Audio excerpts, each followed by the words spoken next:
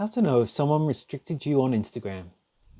In this short video, I'm going to show you how to know if you've been restricted on Instagram. But before I do, please don't forget to like the video and subscribe to my channel.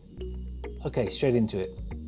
So restricting someone on Instagram is like blocking them, but you won't be able to realize straight away because most people won't know what to look out for if they've been restricted. So if you want to know if you've been restricted by a specific person or Instagram, I'm going to show you or tell you a quick way how you can do that. So if you've been restricted by Instagram, you won't be able to post anymore. So if you can't post, you have been restricted, and if you can post, you're not restricted. Also, you may not be able to launch the app or log into your account. So if you can't do either of those, you'll know you're restricted. One way to find out if you've been restricted by somebody else on Instagram is by logging into a second account and viewing that person's profile and messaging them to see if you can actually message them or view their profile.